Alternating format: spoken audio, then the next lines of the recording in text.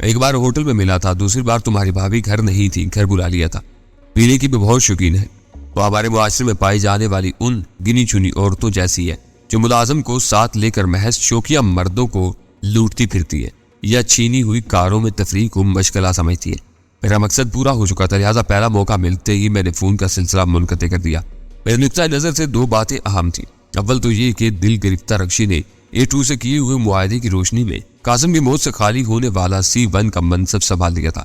میں تنظیم اور A2 کے بارے میں اس کے باغیانہ خیال سے اچھی طرح واقفیت رکھتا تھا، اور میرے لیے یہ بات حوصلہ افزا تھی کہ تنظیم میں درمیانی سطح پر ایسے لوگوں کی تعداد میں خاطر کا اضافہ ہو رہا تھا جو بظاہر جان کے خوف یا دوسری مجبوریوں کے باعث A2 کے مفادات کے لیے کام کر رہے تھے، لیکن اندر سے اس سے متنفر تھے۔ دوسری اہم بات یہ تھی کہ کراچی میں تنظیم کے اراکین کو میرے لاہور میں موجودگی کے بارے میں نہیں بتایا گیا تھا۔ شاید تقیر اب میرے اور اپنے تصادم کو ذاتی سطح تک ہی محدود رکھنا چاہتا تھا۔ دوسری کال میں نے غزالہ کے گھر ملائی تاکہ اس سے کچھ باتیں ہو سکے، لیکن ریسیور پر اس کے باپ کی چنگھاڑتی ہے ہیلو سنتے ہی مجھے ریسیور کان سے دور ہٹانا پڑ گیا۔ میری آواز پہچانتی وہ یوں چہکا تھا جیسے مدتوں سے بچھڑے ہوئے کسی دوست کو اچانک دریافت کیا ہو، لیکن میں نے گفتگو کو اختصار دینے کی نیت سے فوراً ہی اسے آگاہ کر دیا کہ میں کسی دوست کے گھر سے فون کر رہا ہوں۔ غزالہ کو آج مجبوراً گھر سے نکلنا پڑا ہے۔ میری استفسار پر اس نے بتایا عنقریب اس کی کسی سہیلی کی شادی ہونے والی ہے اور اسی سلسلے میں وہ صبح گئی تھی۔ اب تک اسے لوٹ آنا چاہیے تھا۔ ویسے تم مطمئن رہو، اسے تمہاری ہدایات یاد تھی، وہ شمع کا برقع پہن کر گئی ہے، بس کسی بھی وقت آ سکتی ہے۔ ذرا یہ تو بتائیے کہ آپ کے گھرانے میں گڈی کون کہلاتی ہے؟ میرے ذہن میں اچانک ہی کامران کا خیال آیا اور میں وہ اہم سوال کر بیٹھا جس کا جواب ڈاکٹر اکبر کو مطلوب تھا۔ جواب میں کرنل کا کہکا بلند ہوا، پرانی یادیں تازہ کر دی تم نے یہ سوال پوچھ کر۔ ارے یہ تو برسوں پرانی بات ہے، بچپن میں ہم لوگ غزالہ ہی کو گڈی کہتے تھے۔ یہ نام تم نے کہاں سن لیا؟ یہ نام کامران کے لاشعور سے چپکا ہوا ہے۔ میں نے سنجیدگی کے ساتھ اسے مطلع کیا۔ علاج گاہ میں ایک نرس سے اس کی دوستی ہو گئی ہے اور وہ اسے گڈی ہی کہتا ہے۔ اس کے معالج کا خیال ہے کہ اس مرحلے پر گڈی کو بار بار اس کے سامنے لایا جائے تو اس کی بہت سی ذہنی گرہیں خود بخود سلجھ جائے گی اور شاید مکمل صحتیابی کا مرحلہ مختصر ہو سکے۔ میں آج ہی غزالہ کو وہاں بھیج دوں گا، کرنل نے پرجوش لہجے میں پیشکش کی، لیکن میں نے سختی سے اس کی بات کاٹ دی۔ میرے آنے تک غزالہ کو وہاں بھیجنے کی ضرورت نہیں۔ کامران کی صحت کے ساتھ غزالہ کی سلامتی بھی ضروری ہے۔ کچھ لوگ ابھی تک اس کی تلاش میں لگے ہوئے ہیں۔ میرا مقصد صرف یہ معلوم کرنا تھا کہ گڈی کون ہے۔ وہ معلوم ہو گیا، لہٰذا اب کوئی راہ نکال لی جائے گی۔ اور تم کب تک واپس آ رہے ہو؟ میرے کچھ جواب پر اس کا سارا جوش و خروش ٹھنڈا پڑ گیا۔ شاید 2-3 روز میں۔ تمہارا فون نمبر کیا ہے تاکہ بوقت ضرورت رابطہ قائم ہو سکے؟ اس نے پرزمردہ لہجے میں سوال کیا۔ کوئی نہیں، ہوٹل میں مقیم ہوں اور وہاں آپریٹر کی وجہ سے کھل کر بات نہیں کی جا سکتی۔ تمہارا نوکر بھی تمہارے ساتھ ہی رہا ہے؟ اس کے لہجے میں رقیبانہ جلن کی بو آ رہی تھی۔ نہ جانے سلطان شاہ کیوں جوک بن کر اس کے ذہن میں چپک گیا تھا۔ اس کی کوئی گفتگو سلطان شاہ کے تحقیر امیز تذکرے کے بغیر مکمل نہیں ہوتی تھی۔ آج ساتھ ہی رہ رہا ہے اور اس دوران میں اس نے میرے لیے قابل قدر خدمات انجام دی ہے۔ میں نے اسے سلگانے کی نیت سے کہا اور پھر فوراً موضوع بدل دیا۔ اب غزالہ کو گھر سے نہ نکلنے دیں، جس وقت بھی موقع ملا میں دوبارہ رنگ کروں گا۔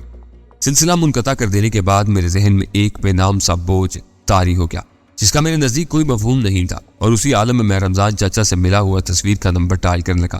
نمبر ملنے پر دوسری طرف گھنٹی بجی اور فوراً ہی ریسیور اٹھا لیا گیا۔ کال ریسیو کرنے والے کی مترنم آواز سن کر مجھے خوشگوار سی حیرت ہوئی۔ رکشی کی کہانیاں میں سن ہی چکا تھا، لہٰذا اس نسوانی آواز کو سن کر میں یہ سوچنے میں حق بجانب تھا کہ اپنی تمام تر مجرمانہ سرگرمیوں کے باوجود میرے دشمن رنگین مزاجی میں انتہا پسند تھے۔ تصویر علی صاحب سے بات ہو سکے گی؟ میں نے نرم اور شائستہ لہجے میں سوال کیا۔ میں دیکھتی ہوں، کون صاحب بول رہے ہیں؟ اس نے کہا۔ کئی نام ہیں، تمہیں کیا بتاؤں گا؟ بہتر ہوگا کہ تصویر ہی کو بلا دو، ہولڈ کرے، میں بلاتی ہوں۔ اس نے میری بات کا برا منائے بغیر کہا۔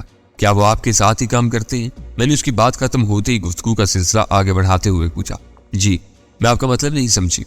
ریسیور میں اس کی تحیر امیز آواز ابھری۔ مطلب یہ ہے کہ وہ اس دفتر میں آپ ہی کے ساتھ کام کرتے ہیں؟ میں نے اپنے سوال کی وضاحت کرتے ہوئے کہا۔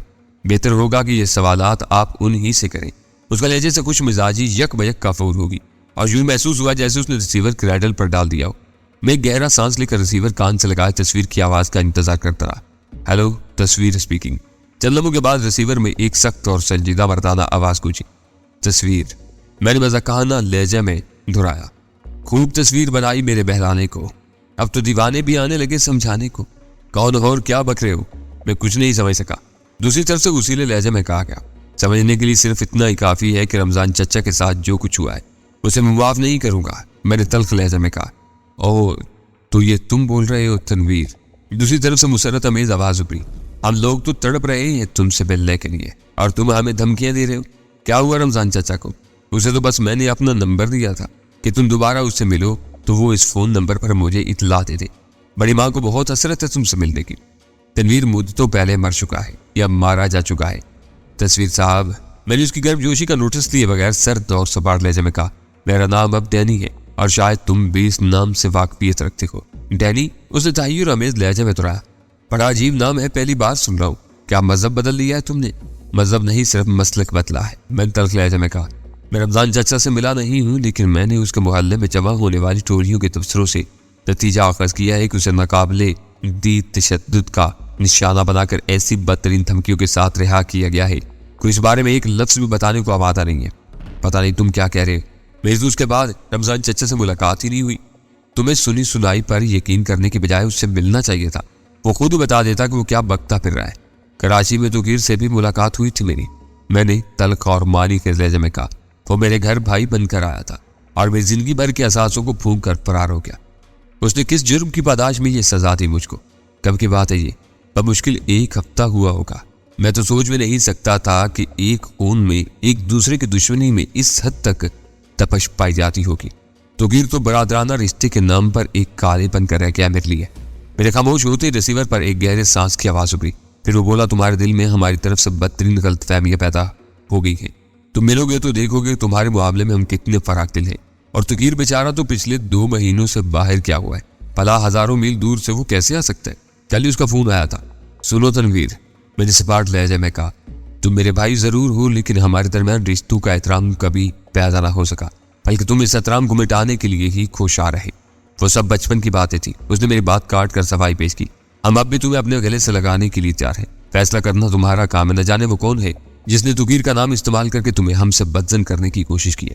اگر اجازت ہو تو یہ بھی پوچھ لوں کہ تمہارا ذریعہ معاش کیا ہے؟ میں نے تلخ لہجے میں سوال کیا. تمہارا لہجہ بہت گستاخانہ ہے لیکن پھر بھی میں بتا دیتا ہوں کہ رزق حلال سے ہمارے لیے زندہ رہنا محال تھا. شاید اس لیے کہ آنکھ کھولتے ہی ہمیں حرام کی روزی سے زندہ رکھا گیا اور اسی روزی کے بل پر ابا جان تمہاری ماں کو ہماری بنیاد ہی ٹیڑھی تھی اور ہم آج تک سیدھے راستے سے روزی کمانے میں کامیاب نہ ہو سکے.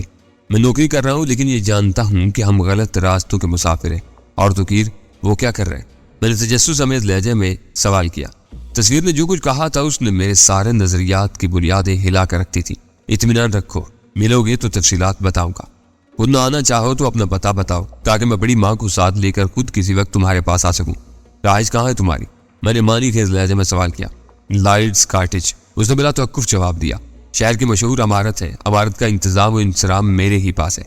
میں اسٹیٹ مینیجر کے طور پر یہاں کام کرتا ہوں. پھر کل رات کے واقعات سے بھی واقفیت رکھتی ہوگی. کیسے واقعات؟ اس کے لہجے میں تحیر نمایاں تھا. بیرونی مداخلت, کچھ تشدد, تلاش کی مہم, 2-3 قتل اور کچھ ایسے ہی واقعات. میں نے ایک لفظ پر زور دے کر کہا, پتہ نہیں تم کیا کہنا چاہ رہے ہو. دوسری طرف سے معصومانہ لہجے میں کہا گیا, اگر کچھ ہوا بھی ہوگا تو میں اس سے لائل. لائٹس کاٹیج کی حفاظتی معاملات کا ذمہ دار سیکیورٹی افیسر ہے جو پوری طرح خود مختار ہے. لیکن تم یہ کیوں پوچھ رہے ہو؟ ان واقعات سے تمہارا کیا تعلق ہے؟ بہت کچھ تعلق ہے اور شاید کچھ بھی نہیں. میں نے مبہم سا جواب دیا. لیکن میں تمہیں یہ ضرور بتانا چاہوں گا کہ میرے پاس بے تیری معلومات موجود ہیں جو میرے چند ساتھیوں کے بھی علم میں ہیں, اور اگر مجھے کوئی نقصان پہنچانے کی کوشش کی گئی تو وہ تمام معلومات سرکاری حکام تک پہنچا دی جائیں گی. مجھے یہ سب سنانا بے سود ہے. میری دھمکی کا کوئی اثر دیے بغیر کہا گیا, میری تم سے کوئی پرکاش نہیں ہے. لائٹس کاٹیج میں تمہاری دیکھ بھال کی ذمہ داری میری ہوگی. پھر اسے ایک دم بدلے ہوئے تحیر زدہ لہجے میں کہا, تمہاری باتوں سے اندازہ ہو رہا ہے کہ تم بھی سیدھے راستے پر نہیں ہو. آخر یہ چکر کیا ہے؟ کچھ بھی نہیں. میں نے تلخ ہنسی کے ساتھ کہا, ہم تینوں کی پرورش ایک ہی خمیر سے ہوئی ہے, لہٰذا تینوں کو ایک ہی راہ اختیار کرنی ہے. اب وہ گناہ کی ہو یا ثواب کی. پھر تم کب آ رہے ہو؟ اس کے لہجے سے تجسس چھانگ رہا تھا. جب وقت ملا آ جاؤں گا, لیکن میں ایک بار پھر یہ جاننا چاہوں گا کہ کل رات رمضان چچا پر کیا گزری ہے. میں نے لوگوں سے سنا ہے کہ واپسی کے بعد سے اس نے اپنی زبان سختی سے بند کی ہوئی ہے. زیادہ باز پرس کی صورت میں اس نے خود کو ایک کمرے میں قید کر لیا ہے. اس کی حالت سے ظاہر ہو رہا ہے کہ اس پر خاصا تشدد کیا گیا, لیکن اس کی علامات نظر نہیں آ رہی. تمہارے لب و لہجے سے شبہات کی بو آ رہی ہے. دوسری جانب سے کہا, تمہارے بارے میں پہلی بار میں نے خود ہی اس کی حوصلہ افزائی کی تھی. میرا مقصد صرف یہ تھا کہ آخری وقت آنے سے پہلے بڑی ماں کو تم سے ملوا سکوں. یہ میری بدقسمتی ہے کہ وہ کسی ناخوشگوار واقعے کا نشانہ بن گیا. ایسا معلوم ہوتا ہے کہ کوئی ہمارے اور تمہارے درمیان غلط فہمیوں کی کلیج بڑھانے میں دلچسپی لے رہا ہے. شاید ہمیں یکجا ہو کر اس کا سدباب کرنا ہوگا, ورنہ کسی دن تم ہتھیار بدست ہمارے سروں پر مسلط ہوگے. میں تم سے ضرور ملوں گا, لیکن یہ بات ضرور یاد رکھنا کہ میں اگر اپنی مرضی کے مطابق واپس نہ لوٹ سکا تو ہر طرف تباہی کا دور دورہ ہوگا اور اس کا مرکز تمہاری ذات سے زیادہ دور نہ ہوگا۔ میں نے اسے یاد دہانی کرواتے ہوئے کہا، پھر بہتر ہوگا کہ تم ملاقات کا یہ ارادہ ترک کر دو۔ دوسری طرف سے پہلی بار ترش لہجہ اختیار کیا گیا۔ اگر میری تمام یقین دہانیوں کے باوجود تمہارے دل میں میری طرف سے اس قدر شبہات جا گزری ہیں تو ہمارا نام ملنا ہی بہتر ہوگا۔ تم نے میرے دل سے بڑا بوجھ دور کر دیا۔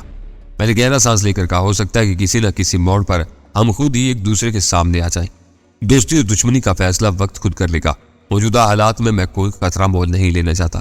تمہارے کہنے کے مطابق اس وقت کوئی ایسی ہستی بھی سرگرم عمل ہے جو میرے اور تمہارے رشتے سے باخبر ہے اور اسے فائدہ اٹھا کر ہمارے درمیان غلط فہمی پیدا کرنا چاہتی ہے۔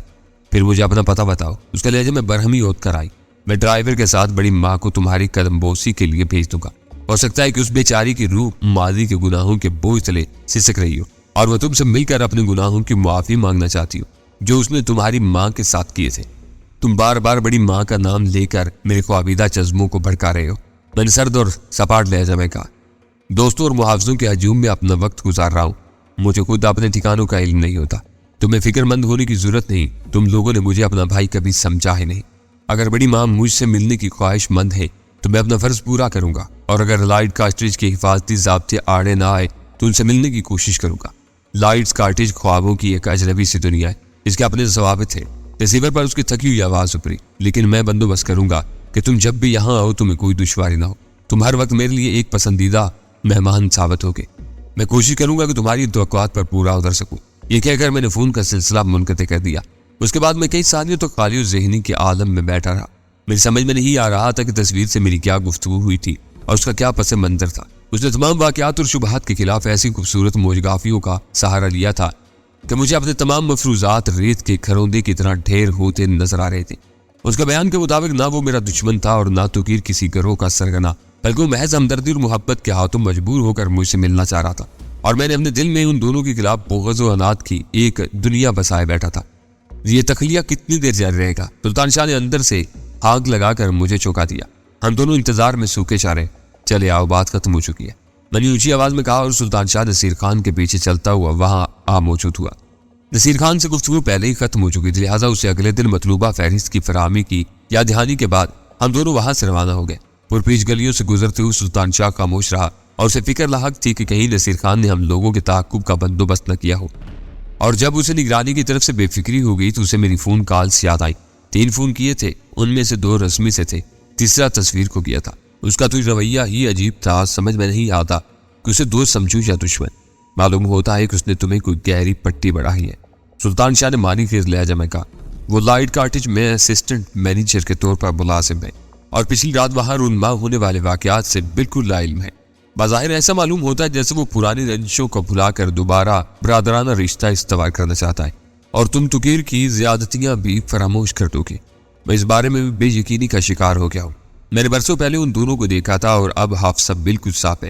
اگر میرے گھر آنے والا خود ہی توقیر کی حیثیت سے اپنا تعارف نہ کرواتا ہو تو میرا پہچاننا ناممکنات میں سے تھا، لیکن تصویر کا کہنا ہے کہ توقیر پچھلے 2 مہینوں سے غیر ملکی دورے پر نکلا ہوا ہے اور آج کل اوٹاوا میں مقیم ہے۔ اس کے استفسار پر میں نے اسے اپنی اور تصویر کی گفتگو کی تفصیلات سنا ڈالی۔ بظاہر تو اس کی کسی بات پر شبہ کرنے کا جواز نظر نہیں آتا۔ میری پوری کہانی سن کر سلطان شاہ بڑبڑایا، تمہارا کیا اندازہ ہے اس بارے میں؟ خدا کرے کہ وہ سچ بول رہا ہو، مجھے تو اس کی کسی بات میں جھول نظر نہیں آ اور مجھے پوری کہانی میں سازش کی بو آ رہی ہے۔ اس نے طویل سانس لے کر کہا، یہ کیسے ممکن ہے کہ لائٹ کارٹیج کے 3 ملازم مار دیے جائیں اور اسسٹنٹ مینیجر کو اس کی ہوا بھی نہ لگ سکے؟ ان معاملات سے اپنی لاتعلقی ظاہر کر کے وہ تمہیں کھیرنا چاہ رہا ہے۔ جہاں طاقت کام نہ دے وہاں جھوٹ بڑے کام نکال دیتا ہے۔ یہ شبہ میرے ذہن میں بھی ہے۔ وہ لوگ میرا سراغ کھو چکے ہیں اور ہمارے ہاتھوں ذکر بھی اٹھا رہے ہیں۔ ہو سکتا ہے کہ اب اس نے ہمدردی کا لبادہ اوڑھ کر جال ڈالنے کا فیصلہ کر لیا ہو۔ پھر تمہارا کیا ارادہ ہے؟ اسے موقع فراہم کرو گے یا اپنی کارروائیوں میں شدت پیدا کرو گے؟ ابھی کچھ نہیں کہہ سکتا۔ پہلے ہوٹل پہنچ کر آپریٹرز پر ان لوگوں سے رجوع کروں گا۔ دیکھنا یہ ہے کہ تصویر سے میری گفتگو کے بعد ان کے رویے میں کیا تبدیلی رونما ہوتی ہے۔ اس کی بنیاد پر آگے حکمت عملی مرتب کرنا ہوگی۔ اسی اثناء میں ایک خالی ٹیکسی مل گئی اور ہماری گفتگو کا سلسلہ وہیں منقطع ہو گیا۔ تو مانو یا نہ مانو، مجھے تو یہ گہری چال نظر آ رہی ہے۔ ہوٹل پہنچنے کے بعد سلطان شاہ نے فکرمندانہ لہجے میں کہا، اس گفتگو کے ذریعے تم نے اسے یہ جتا دیا ہے کہ تم لاہور میں موجود ہو اور تمہیں یہ معلوم ہو گیا ہے کہ وہ لائٹس کارٹیج میں مقیم ہے۔ نصیر خان کے بیان کے مطابق بھی سنڈیکیٹ کے سربراہ کا ٹھکانہ وہی ہے۔ اتنے اتفاقات آسانی کے ساتھ یکجا نہیں ہو سکتے۔ وہ ٹھیک ہی کہہ رہا تھا۔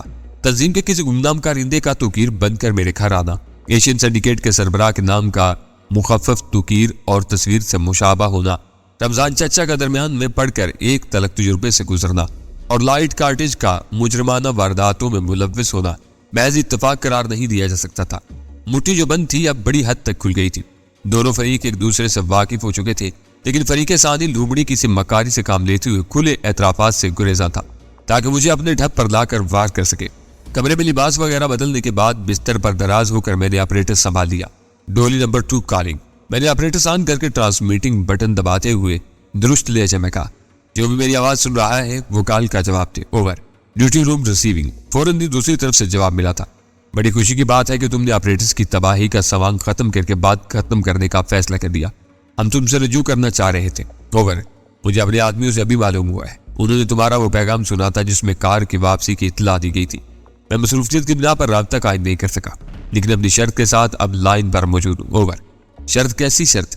اوور۔ تحیر امیز لہجے میں سوال کیا گیا۔ میں صرف اور صرف تمہارے باس سے بات کرنا چاہتا ہوں۔ یہ ممکن نہ ہوا تو میں ابھی گفتگو ختم کر کے تمہارے اس آپریٹرز کو برقی آتشدان کی نظر کر دوں گا، اوور۔ تم باس کو نہیں جانتے، اگر میں کسی اور سے تمہاری بات کروا دوں تو تمہیں علم بھی نہ ہو سکے گا۔ آخر تم اس شرط پر کیوں اڑے ہوئے ہو؟ میں تم سے بات کرنے کے لیے پوری طرح بااختیار ہوں، اوور۔ باس خارج زدہ چوہوں کی فوج کا ہو یا تم جیسے انسانوں کا اپنے تحکم اور لب و لہجے سے الگ پہچانا جاتا ہے۔ میرا اور اپنا وقت برباد نہ کرو، تم میرے سوالات کا جواب نہیں دے سکو گے، اوور۔ ہماری دشواری کو سمجھنے کی کوشش کرو۔ دوسری طرف سے عاجزانہ لہجے میں کہا گیا، اس وقت کم از کم ہمارے 20 آدمیوں کے پاس یہ آپریٹرز موجود ہیں۔ باس اس رابطے پر تم سے کھل کر بات نہیں کر سکتا، اوور۔ وہ حاکم ہے اور 20 اس کے محکوم۔ اگر وہ اس قدر ناقابل اعتماد ہیں تو ان سے کچھ دیر کے لیے آپریٹرز واپس لیے جا سکتے ہیں۔ یعنی موقع پاتے ہی ان لوگوں میں بددلی پھیلانے کی نیت سے شوشہ چھوڑا جو اس وقت اپنے آپریٹرز پر ہماری گفتگو سن رہے تھے، یا پھر مجھے اس سے رابطے کا کوئی دوسرا ذریعہ بتا دو، اوور۔ دوسرا ذریعہ؟ اس طرف سے گہرا سانس لے کر حسرت امیز لہجے میں کہا گیا، کاش مجھے پہلا ذریعہ ہی معلوم ہوتا اور میں اسے تمہاری خواہش سے باخبر کر سکتا۔ میرے لیے یہ ناممکنات میں سے ہے، اوور، اور اسی پر تمہیں بااختیار ہونے کا دعویٰ تھا۔ میں نے زہریلے لہجے میں کہا، وہ نہیں تو پھر اپنے ایس او یا سیکیورٹی آفیسر سے بات کرواؤ، کیونکہ آنے والا وقت اس پر بہت بھاری پڑنے والا ہے اور لائٹس کارٹیج کی پرہیت پراسرار عمارت میرے ہاتھوں کسی وقت بھی کھنڈر ہو سکتی ہے، over. S O on line. میرے خاموش ہوتے ہی آپریٹرز پر ایک نئی آواز ابھری جو میرے لیے اجنبی نہیں تھی، کیونکہ اسے میں پچھلی رات کے مارکے میں کئی بار سن چکا تھا۔ تم کون ہو اور کیا چاہتے ہو، اوور۔ ایک اجنبی ہوں اور کل شام تک کچھ نہیں چاہتا تھا، لیکن لائٹ کارٹیج کے سامنے جس توہین امیز انداز میں مجھے روکا گیا، اس کے بعد میں تمہاری اس مختصر سی کائنات کو فنا کرنے کا خواہاں ہوں۔ میں بہت کچھ جان چکا ہوں۔ صبح کا سورج تمہارے لیے بربادیوں کی کئی کہانیاں لے کر طلوع ہوگا۔ یہ خوشخبری میں اس کو سنانے میں خوشی محسوس کرتا جس کے اشارے پر مجھے روکا گیا تھا۔ وہ نہیں ملتا تو تم ہی یہ نوید اسے سناتے نا، اوور۔ خاصے بے جگر معلوم ہوتے ہو، دوسری جانب سے تبصرہ کیا گیا۔ جس وقت بھی آؤ گے ہمیں اپنے استقبال کی اختیار پاؤ گے۔ اعلان کر کے وار کرنے والوں کی میں تہ دل سے قدر کرتا ہوں، کوشش کروں گا کہ تمہیں زندہ ہی پکڑا جائے۔